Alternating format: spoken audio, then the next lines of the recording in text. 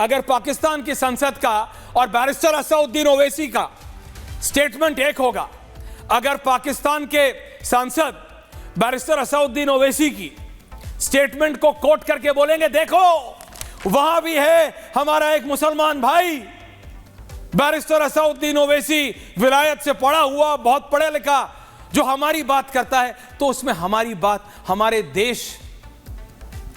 देश की क्या हालत होती है, आप ये सोचिए। Why can't we all talk in one voice? Waris Pathan AIMIM and Bharatiya Janata party के वरिष्ठ नेता हैं, प्रेम शुक्ला जी, दोनों वरिष्ठ लोग। थैंक यू जी। Floor is your. ऐश्वर्या, सबसे पहली बात तो ये है कि जब ऑल पार्टी की मीटिंग हुई थी, उस मीटिंग में तमाम विपक्ष के नेताओं ने, including our party president Asaduddin Owaisi साहब ने कहा कि पाकिस्तान के खिलाफ जो भी मोदी बीजेपी फैसला करेंगे, हम उसका सब समर्थन करेंगे। देश की 140 करोड़ जनता मोदी के समर्थन में खड़ी है इस क्राइसिस के समय। तो अब मेरे को समझ में नहीं आ रहा है किस चीज़ ने रोका है नरेंद्र मोदी को पाकिस्तान को खदेड़ के उखाड़ फेंकने के लिए। हम तो चाहते हैं कि जो आतंकवादी, उनके सरगना, और ये पाकिस्तान इतना सा टिल्लू भर एक मुल्क जो हमारे यहाँ पे लाशों के ढेर लगाता जा रहा है, 26/11 उसने कर दिया, पुलवामा कर दिया, अभी पहलगाम में इतनी बड़ी उसने साजिश रच के बेगुनाह बेकसूर पर्यटक को कत्लेआम कर दिया, तो उसको क्यों बख्शा जाता है? वहाँ पर जाके उसका धर्म पूछते हैं, तेरा धर्म क्या है, तेरा मज़हब क्या है, किसको पैंट उतार के चेक किया जाता है, और इतनी दरिंदगी के साथ उनके बीवी बच्चों के सामने कत्ल किया जाता है। तो क्या इन दरिंदों को जीने का अधिकार है? क्या इन दरिंदों को तो फिनिश करना चाहिए ना? किस चीज़ ने रोका? हम तो चाहते हैं कि फौरी तौर से भारत पाकिस्तान के अंदर घुस जाए और ये तमाम दरिंदों को खत्म करे, और इस बार घुस के निकलना नहीं है ऐश्वर्या, घुस के वहां जम के बैठ जाना है, क्योंकि वो अपनी जमीन है, अपना मुल्क, अपनी जगह है, वो क्यों हम उनको दे? मगर यहाँ आपस के अंदर हम एक दूसरे के ऊपर भिड़ रहे। और मुझे यकीन है ऐश्वर्या, आप भी मानते हो इस बात को, बीजेपी के प्रवक्ता शुक्ला जी भी मानेंगे कि अगर वाकई में किसी ने पाकिस्तान को खदेड़ दिया है पूरा इन दिनों के अंदर, तो कोई और नहीं, मेरे party president barrister Asaduddin Owaisi साहब थे। उन्होंने मुनीर की बजाय बराबर से हालत खराब कर दिए। आफरीदी को तो उन्होंने तो जोकर कहा। मैं तो एक स्टेप जाकर बोलता हूँ कि आफरीदी तो ISI का कुत्ता है, उनके इशारों के ऊपर वो बोल रहा है, हमारे देश के अंदर नफरत फैला रहा है, उसको अधिकार क्या है हमारे देश के बीच में बोलने का? कौन होता है वो? तो हम तो बोल रहे हैं ना, मगर यहां क्या हो रहा है? अगर किसी ने डेमोक्रेसी के अंदर सरकार को सवाल कर लिया, जबकि सरकार खुद ने ऑल पार्टी मीटिंग के बाद कहा था कि हाँ हमारे से चूक हो गई है, क्या आपकी चूक हुई? तो आप उनके खिलाफ 3 महिलाओं के खिलाफ आपने FIR कर दिया।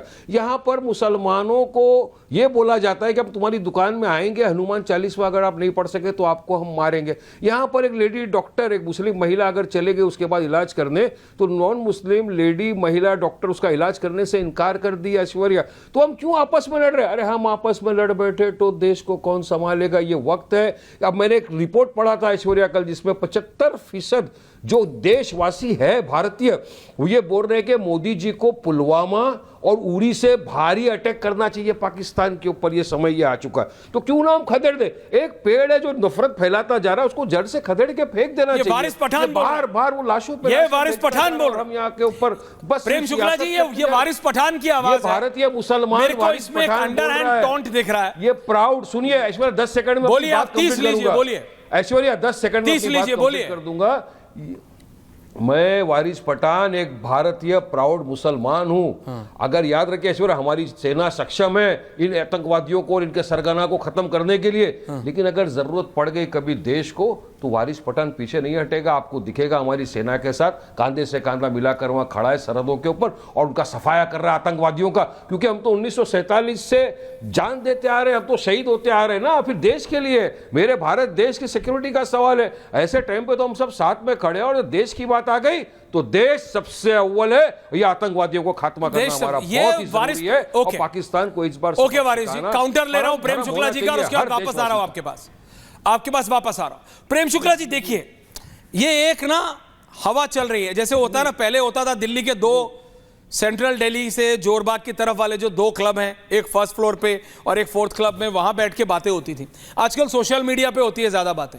ये हवा बनाई जा रही है कि देखो अमेरिका ने भारत को रोक लिया, देखो अमेरिका ने भारत को रोक लिया। ये जितना भी ब्रवाडो अभी वारिस पठान ने दिखाया, ये जितना भी अभी छाती चौड़ी वारिस पठान ने दिखाई कि लड़ो, वारिस पठान तुम्हारे साथ है। असदुद्दीन ओवैसी तुम्हारे साथ है, प्रेम शुक्ला जी लड़ो। ये उसका एक अंडर हैंड है, चाहे वो माने ना माने, ये टॉन्ट है कि कुछ नहीं कर पा रहे हो।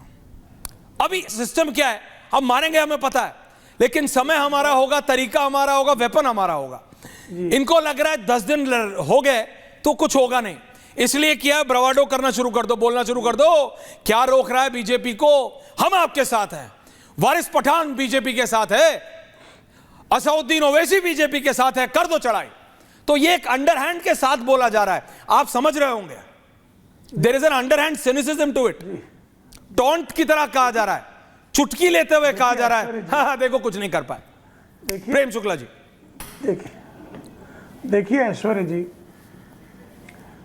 ऐश्वर्य जी, राष्ट्र प्रथम की बात ही अगर वारिस पठान करते हैं तो निश्चित तौर पर उनके राष्ट्र प्रथम, चाहे जिस जो है टोन में कह रहे हो, चाहे जिस टॉन्ट से कह रहे हो, लेकिन उनके मुंह से राष्ट्र प्रथम की बात निकलती है। मैं इस पर भी उनका स्वागत करता हूं। असदुद्दीन ओवैसी चाहे जिस रवैये से कर रहे हैं, लेकिन वो राष्ट्र प्रथम की बात कर रहे हैं, पाकिस्तान के खिलाफ ताल ठोक रहे हैं, मैं उसका भी स्वागत करता हूं। रही बात, आपको ध्यान होगा ऐश्वर्य जी, 1965 में जब रण ऑफ कच्छ में जो है पाकिस्तान ने आक्रमण शुरू कर दिया, हमारे तत्कालीन जनरल थे JN चौधरी और जनरल अयूब, दोनों एक ही मिलिट्री स्कूल के प्रोडक्ट थे। जनरल अयूब उनसे मिले लंदन में, तो उन्होंने कहा कि भाई युद्ध कब शुरू करोगे आप? जनरल अयूब ने पूछा तो जनरल प्रेम शुक्ला जी, ये लाइव तस्वीरें हैं, मैं बिल्कुल नहीं रोक रहा हूं। प्रधानमंत्री आवास से NSA से मिलके नेवी चीफ निकल रहे हैं, सिर्फ इसकी ये लाइव तस्वीरें, बस इतना बता रहा था। प्रधानमंत्री आवास से तो जो लोग वो टॉन्ट मारने में ज्यादा विषय, उस विजुअल को दोबारा चलाना, उनको पता होना चाहिए कि डेलिब्रेशंस आर ऑन, हम मारेंगे, समय हमारा होगा और तरीका भी हमारा होगा। Prem Shukla ji please continue, sorry मुझे रोकना पड़ा आपको। Thank you sir. हाँ, जनरल JN चौधरी ने कहा था कि वक्त भी हमारा होगा, जमीन भी हमारी होगी और जीत भी हमारी, और हुआ वही। जनरल अयूब बुरी तरह मारे गए, लाहौर घेर लिया गया, जनरल अयूब को बहुत ही जो है बेइज्जत होके वहां के राष्ट्रपति पद और जनरल के पद से जाना पड़ा था 1971। याद कीजिएगा, इंदिरा गांधी राजनीतिक कारणों से मार्च 1971 में युद्ध चाहती थी, लेकिन सैम मानेक शॉ जो तत्कालीन फील्ड मार्शल थे, उन्होंने कहा कि मैडम, हम अपने समय पर, अपने अनुकूल माहौल में हम पाकिस्तान पर हमला करेंगे और एक घाव दो टुकड़े कर देंगे। और हुआ वही, दिसंबर 2071 में हमला हुआ और पाकिस्तान के 2 टुकड़े हो गए।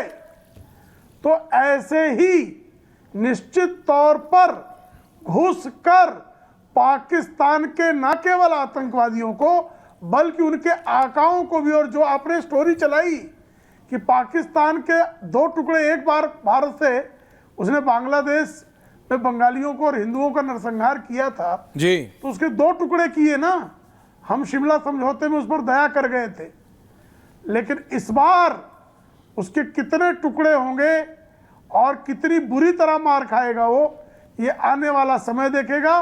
और दुनिया की कोई ताकत नहीं है जो भारत को, भारतीय नागरिकों का नरसंहार करने वाले शैतानों को जहन्नुम भेजने से रोक सके।